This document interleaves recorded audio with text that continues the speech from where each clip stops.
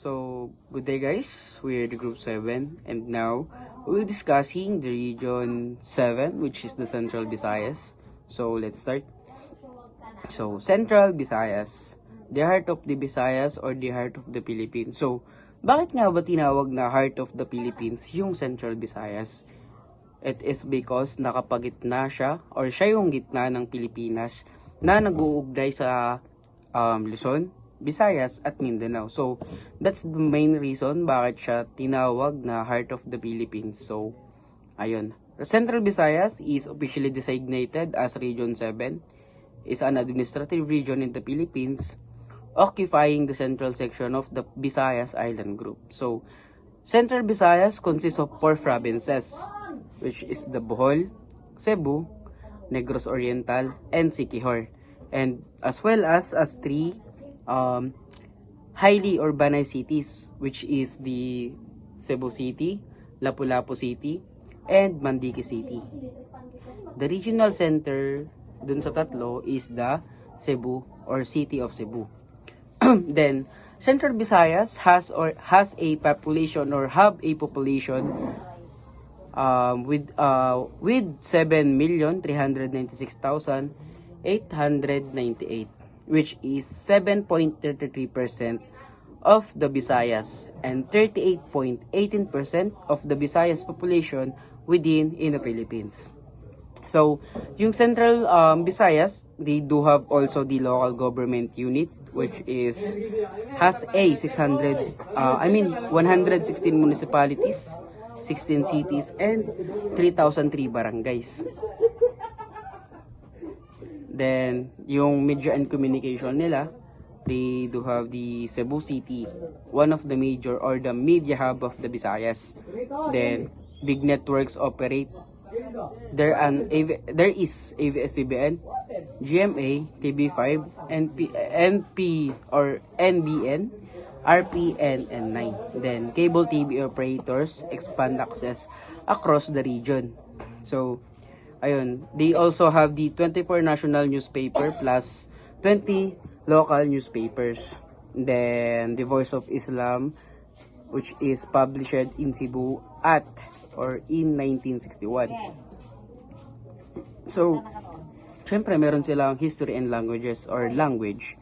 Region created in 1972 under Marcos or the Presidential Decree number 1.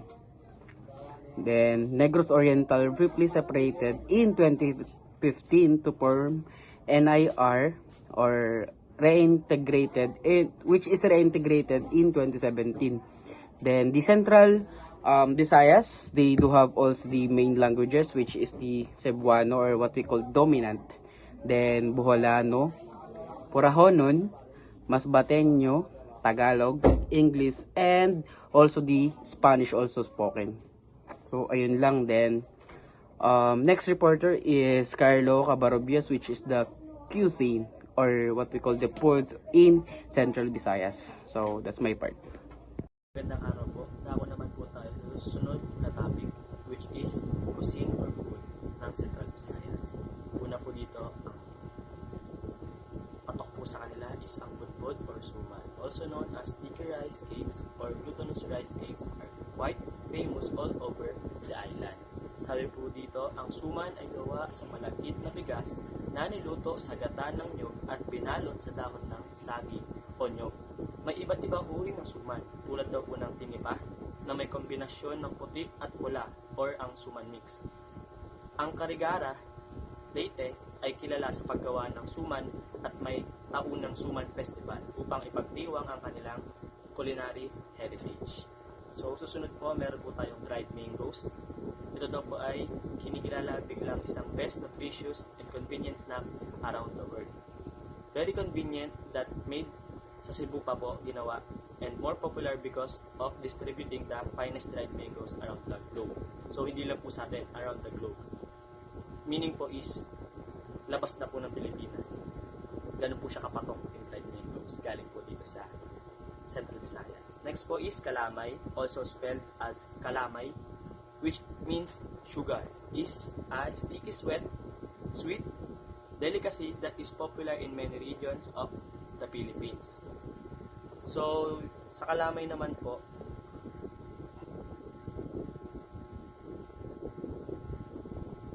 isang itong tradisyonal na Pilipinong panghimagas na gawa sa malagkit na bigas, gata ng niyog at asukal, katulad ng suman, pero mas makapal at malagkit ang texture niya. So, ayun po yung kalamay. Susunod po, meron po tayong biko at sinukmani. Ang biko at ang sinukmani are similar dishes daw po which use whole glutinous rice grains. The preparation is the same except that the glutinous rice is cooked whole and not ground into a paste.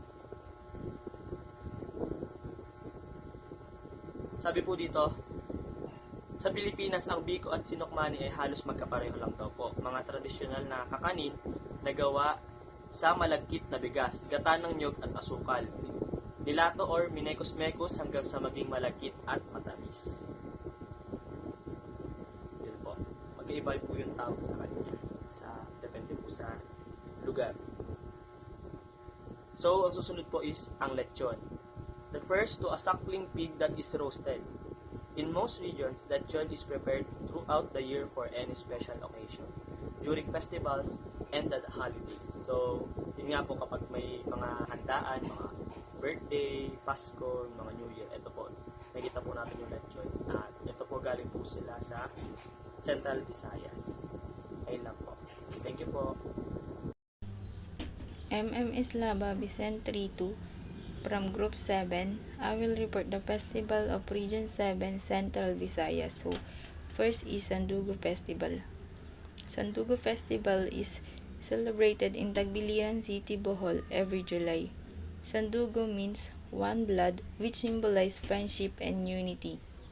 Ginugunita itong pistang ito ang blood compact sa pagitan ni Dato Sikatuna, isang pinunong Pilipino, at Miguel Lopez de Legazpi, isa namang mananakop na Espanyol. So, the festival features street dancing, cultural shows, parade, and historical reenactments.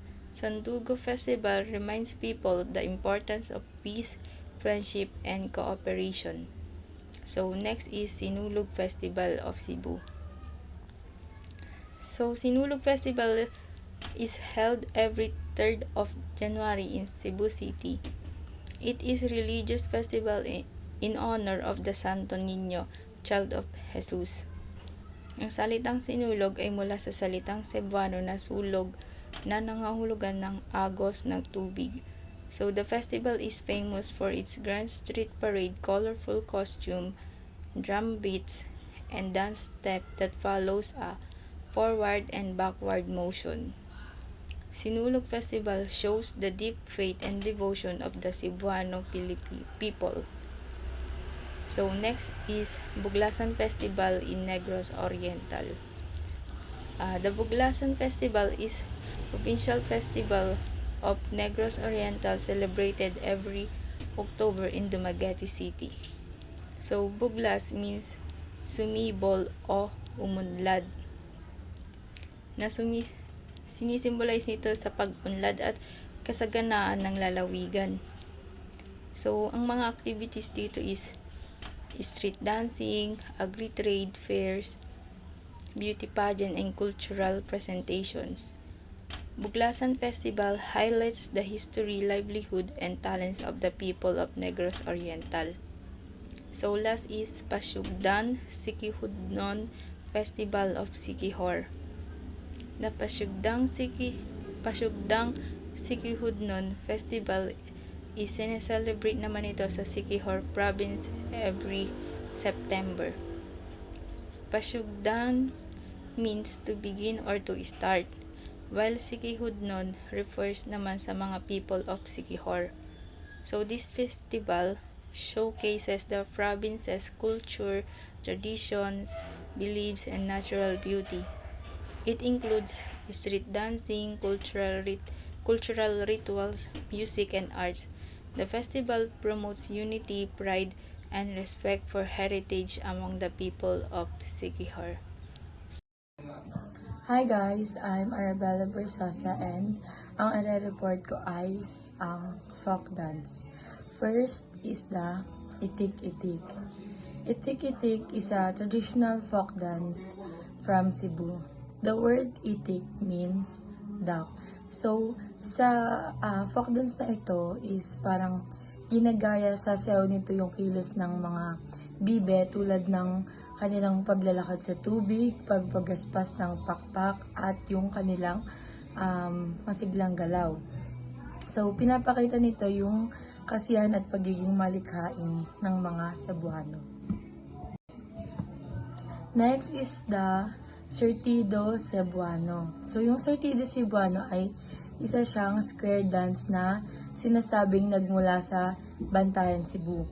Karaniwan itong sinasayaw ng 4 na pares ng mananayaw. Ipinapakita ng sayaw ang maayos na galaw, pakikipag-ugnayan, at impluwensyang kulturang Espanyol at sa tradisyon ng mga Cebuano.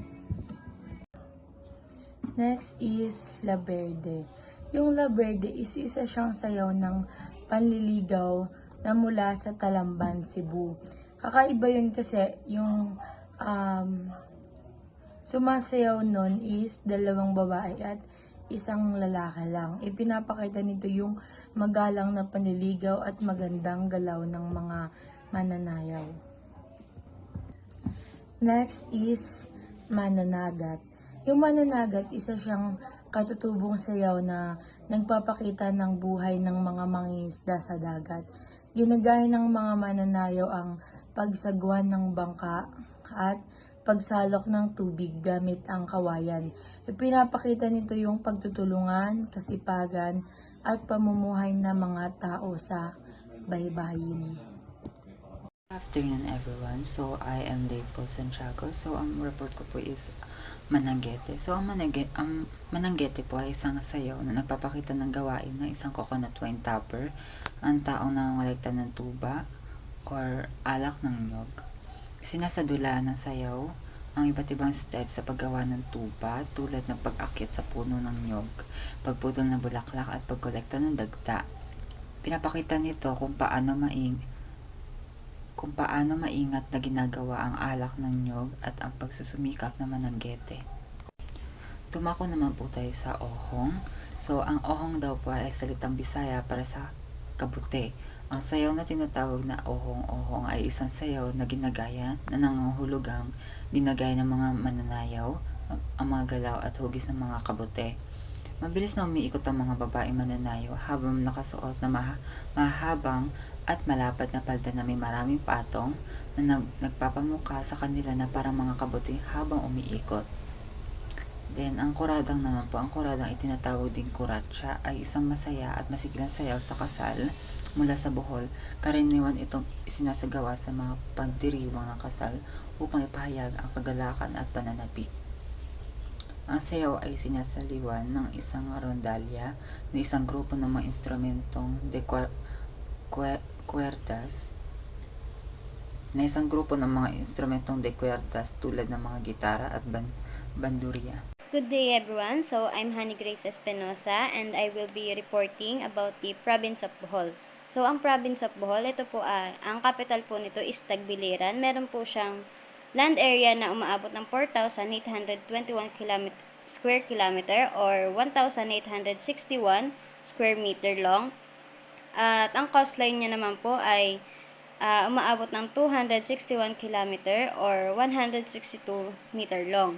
So, ang Bohol po, isa sa 10th largest island in of the Philippines. Meron po siyang 47 municipalities, 1 city, and 1,109 barangay. So, ang Bohol po, may iba't ibang anyo ng lupa. Meron po siyang rolling hills, malawak na taniman, ilog at baybayin. Dito din po matatagpuan ang Chocolate Hills. So, ang ekonomiya naman po sa Bohol ay nakasentro sa agriculture at handicrafts. So, sa agriculture po, dito po yung mga palay, nyog, mais, gulay, isda at iba pang lamang dagat. So, sa handicrafts naman po, dito yung makikita yung mga basket, banig, shell crafts at mga souvenirs. Yun lamang po at ang next reporter po natin is si Mr. Arjun Jimena. Thank you. Hello guys! So ako po si Arjun Jimena magre-report. Continuation po ito ng report ni Honey Grace. Since we have already tackled about the Bohol, the historical background of Bohol and other things, now let's us discuss about the tourist attraction from it. So speaking of Bohol, of course, firstly in mind, we have Chocolate Hills since this is the natural attraction from the Bohol and also the one of the wonders of the Philippines. No. So what is Chocolate Hills? The Chocolate Hills in Bohol is the most famous natural attraction. So it made up more than 1,200 cone shapes limestone hills. So since ito ay hills, uh, uh, mga bundok, no, so tawag dito,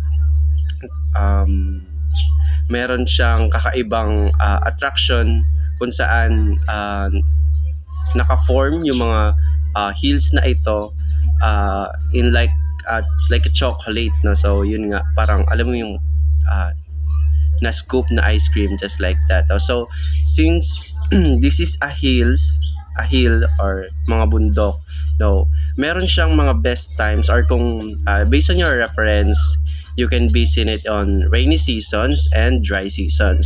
So ano yung mga expect natin? So since sa rainy seasons, expect natin is green hills siya, no? So very refreshing, especially dahil makikita mo is blue yung skies, and sa baba is like green hills, no? So marami siyang mga ganon. And sa sa dry season naman is makikita natin is yung yun nga, Chocolate Hills, which is bagba-brown siya, magta-turn siya ng color brown dun sa mga bulubundukin niya. So some tourists gusto nila yung brown, pero yung iba naman gusto nila is yung more on like green nature sila. So next photo we have is about Blood Compact Shrine. So this one, ito yung tumutukoy naman sa historical background naman sa Bohol. So located to sa Tagbilaran City. Its commemorates First International Treaty of Friendship of Filipinos, no? So Spanish and Filipinos, ito yung unang pakikipagkaibigan or treaty na tinatawag nga natin. At dito matatagpuan to sa Tagbilaran City, which is isa sa mga pinaka lumang historical ng Bohol. Pwede tayong magpa-picture dito at sa base po sa mga napanood ko na video is meron siyang ayan, anytime pwede siyang pumunta since libre lang naman siya, wala siyang tawag dito yung entrance fee. So libre lang ang pagpunta sa Blood Compact Shrine, kaya in anytime, syempre wag naman sobrang gabi na, anytime or any ano tawag dito, any time of the year, so pwede tayong mag-visit sa kanya para mag-tourist. No, so next picture is we have the beach or the Panglao Island. So kilala si Panglao Island sa kanyang pagiging white sands na beach. So just like parang Boracay, no? So pero si Panglao meron din siyang clear blue waters and also rich in marine life. So in Panglao Island, so we can do some scuba diving, some sabi dito we can tawag dito snorkeling, diving, and island hooping. So si Panglao Island is just like tawag dito, Virgin Island. So since hindi pa siya masyadong nagagalaw, lalo na yung marine tawag dito, yung kanyang tawag dito, yung likas na yaman sa tubig na dagat. Ayun, so since hindi siya masyadong galawin ng mga tao at napakaganda nung kanyang mga corals, yung mga isda. Based lang naman sa video na napanood ko lately. Wala siyang entrance fee, pero doon sa video meron silang environmental fee. Syempre para mapanatili yung yung kalinisan doon sa mismong island. At meron din siyang mga ino-offer, lalo na yung doon sa mga tawag dito, yung mga mga guide ba yung tawag? Nakalimutan ko yung tawag. Yung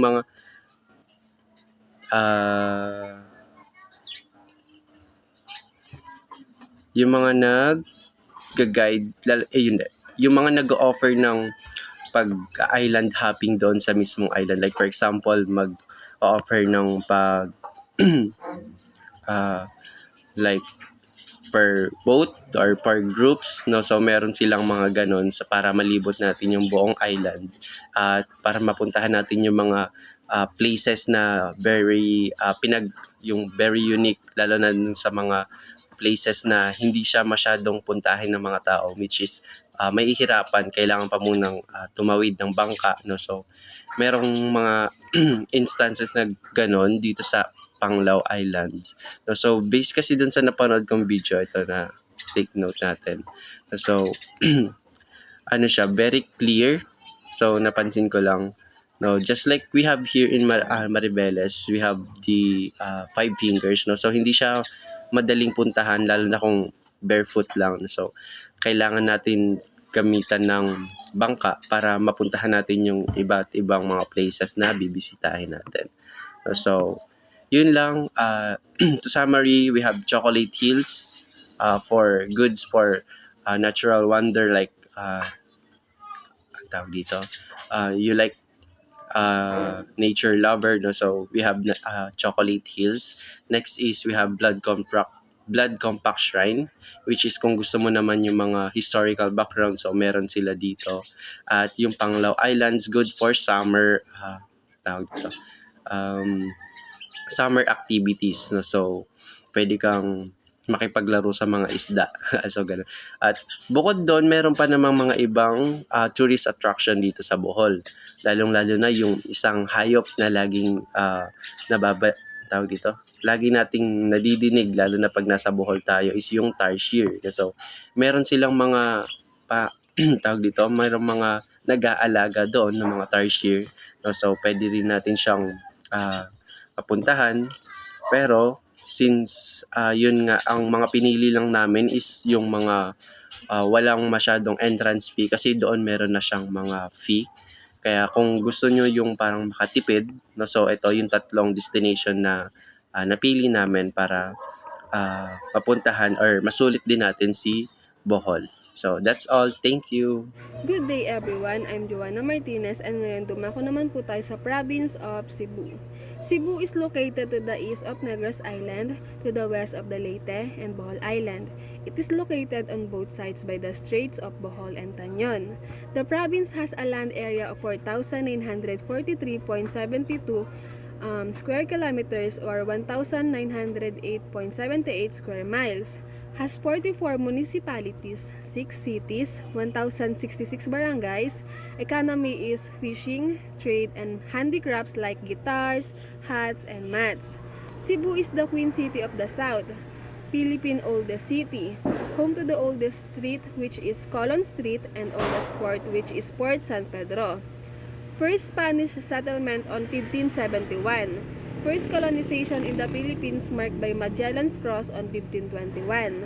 Mactan Island is where Lapu-Lapu defeated Ferdinand Magellan on 1521 also. Cebu's local language is Cebuano, also known as Bisaya or Binisaya. Cebu is known for its vibrant Sinulog Festival, world-class guitar making, delicious lechon, and famous dried mango. Best time to visit Cebu po is during dry season, which is December to May, and ang wet season naman po nila is June to September. Good day everyone. My name is Abed Manyo.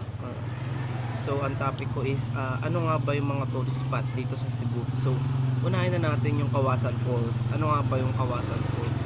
Siyempre ano ba yung makikita natin, o kapag sinabing Kawasan Falls, ano ba yung maiisip natin? Siyempre andito na yung milky blue water. And syempre pagka milky blue yung water, syempre may ganyo ka mag-swimming and canyoning. Kaya tourist spot siya sa Cebu. So the second one is Bantayan Island. Syempre located din to sa Cebu.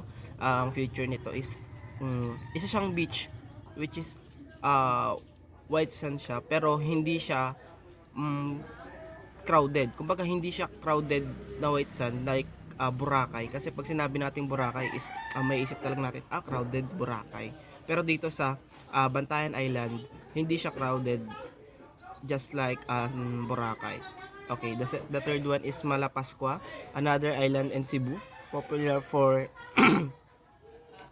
beaches din siya, and popular siya sa sa diving spot do. Yun, maraming nag-diving spots kasi siyempre yung mga coral doon magaganda. Last time na pumunta kami doon hindi kami nakapag-diving, pero yeah, maganda naman. And then Camotes, dito na-refer niya yung yung natural beauty lang. Kumbaga itong tourist spot na to, yung natural beauty lang, yung nature yung datingan. Kaya nakaka-attract sa mga tao, parang ganun, yung peaceful, something like that. Siyempre nandito na yung Basilica de Santo Niño. Yung Basilica de Santo Niño, which is, 'di ba, yung Cebu is yung pinakamatandang bayan o lugar dito sa Pilipinas, na matatagpuan dito sa Pilipinas. Siyempre pag may matandang lugar, may matandang Roman Catholic din, which is nakikita natin to sa Cebu. Located siya sa Cebu. Ano siya guys, maganda siya at talagang mafe-feel nyo na parang pagpasok nyo parang magiging si Maria Clara kayo, parang something like that. And then the last one is Museo Sugbo. Ito, Museo Sugbo. Ang Museo Sugbo is dati siyang former provincial jail siya na building. Bali naging museo na siya nung nakatagalan. Ginawa na siyang museum dahil nga syempre matagal na rin siya. Ginawa na siyang museum guys. And that's all, thank you. Province of Negros Oriental occupies the southeastern portion of the Negros Island is the Visayas. It is bounded of the north and west by the province Negros Occidental, on the east by Tanon Strait, and on the south by the Sulu Sea. Negros po, kilala po ito na malaking isla po sa Visayas. Tinawag din po ito ng bulwag noon.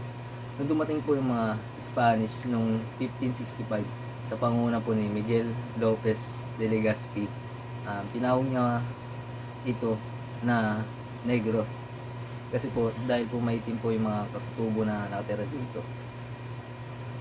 The province as a land area may 5,385.53 square meter po siya, or 2,079.36 square meter.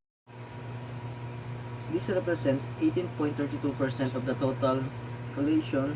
The Central Visayas region, 6.99 of the overall population of the Visayas Island Group, or 0.34% of the entire population of the Philippines.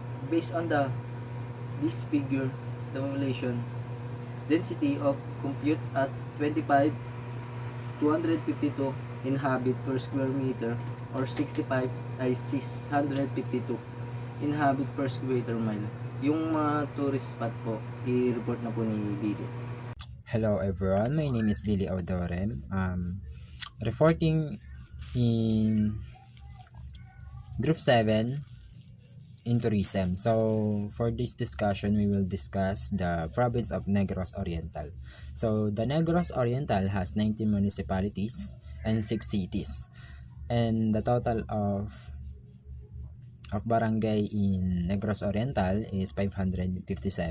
So economy nila dito agriculture. So most likely like farm, and kung ano naman farm like sugarcane, cone, coconut, etc. So culture and urban highlight nila dito is the Mabuti City, known as the City of Smile. So kapag pupunta ka dito is for sure napaka talagang iano ka agad kayo ng mga tao, like may kita man talaga na masaya sila sa ano, sa yung may kita man talaga yung culture nila dito. So cuisine, the famous of local delicacies from chicken inasal is the more associated in Negros Oriental, and also the festival with the rich culture tradition reflects the vibrant local and festival. So kapag pupunta ka dito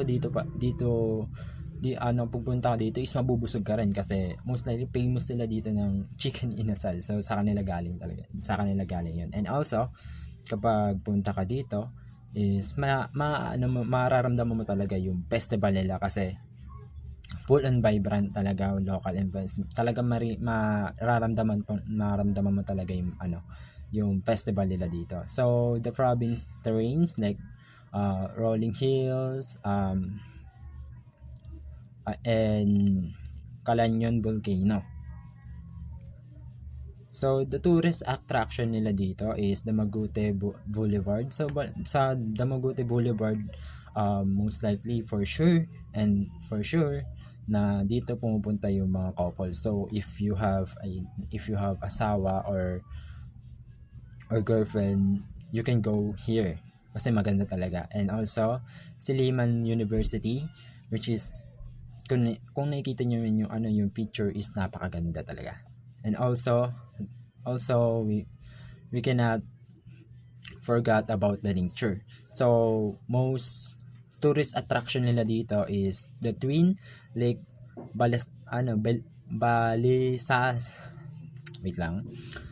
Twin Lake Sasayon and Danaon. So Twin Lake. So dalawa na lake yung makikita mo dito kapag punta dito, which is napakaganda. Di ko lang alam kung pwede maligo. And also the Mount Talines, which is maganda mag-hiking dito sa sa bundok na ito. So katulad nga ng sabi ko kanina, the industry and economy nila dito is agriculture. Kasi historical, for my stock knowledge lang naman, yung pumunta yung mga Spanish dito, ang unang tawag sa kanila before pumunta yung mga Spanish dito sa Negros Oriental, Buglas, I think Buglas ata yung yung tawag sa kanila. And then when the Spanish come here in Negros Oriental, they change that and call them Negros. So most likely parehas lang lang sa sa 80s sa ibang sa American, yung kung ano yung tawag nila sa Black Americans dati. So if you know alam mo na yun kung ano yung word na yun. So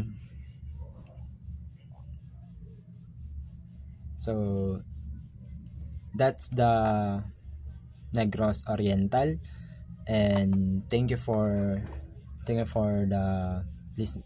listening to me. And the province of Negros Oriental is pretty big, so if you go here in Negros Oriental is may enjoy ka talaga. So thank you for listening and peace. Good afternoon everyone, my name is Arpe De Grito. I am a member of Group 7 at ang report ko po sa araw na ito ang province of Siquijor, also called the Islands of Fire and Mythic Islands. Ang Siquijor din tinatawag din na po ay tawag din the smallest province in the Philippines and the smallest islands province in Central Visayas. Ang population lamang po na nanirahan sa province of Siquijor estimated is on 2015 census 95,984 population naman po nakatira ron. Meron po siyang 6 municipalities and 134 barangays. Ang lengguwahe pong ginagamit ron ay Cebuano ay Bisaya. Ang magandang taon or buwan po ng pag-visit po sa Siquijor is November to April, dahil ito po ay araw ng dry season kung saan maraming mga turista pupunta sa Siquijor upang magbakasyon. at makita ang mga magandang place dito sa Siquijor. Usually po, meron dito sa Siquijor na tinatawag na lugar kung saan maraming tao doon ang pupunta upang magpagamot, upang ma-experience po nila kung paano ginagawa ang isang tradisyon ng paggagamot ng mga Siquijorian noon sa Siquijor. Ito po ay pamagitan ng pagpakit sa isang bundok kung saan makikita po doon na isang lugar, isang bahay kung saan ginagawa ang paggagamot. Ang tawag po sa paggagamot ay tinatawag na tuob or usually ang ginagawa po dito ay ginagamitan po siya ng pagtaklob sa kanyang katawan ng kumot at pinapausukan po ang buong kanyang katawan habang nakaupo siya sa isang upuan. And usually may kita rin po maraming artista pupunta rin po doon upang maranasan ang ginagawa ng ibang kapapan nila sa social media. Yun lang po. And meron din pong tourist spot na pinupuntahan ng mga turista sa Siquijor tulad ng Mount Bandalian, Tulapos Marine Sanctuary, Montabud Cave, Kabugtong Falls, and Saligdigong Beach at marami pong iba. Ang kinabubuhay lamang po ng mga tao doon sa Siquijor ay pagmimina, pagtatanim, at pangingisda lamang po. At ang usually po na culture paniniwala rin ay ang Catholicism. Yun naman po at maraming salamat.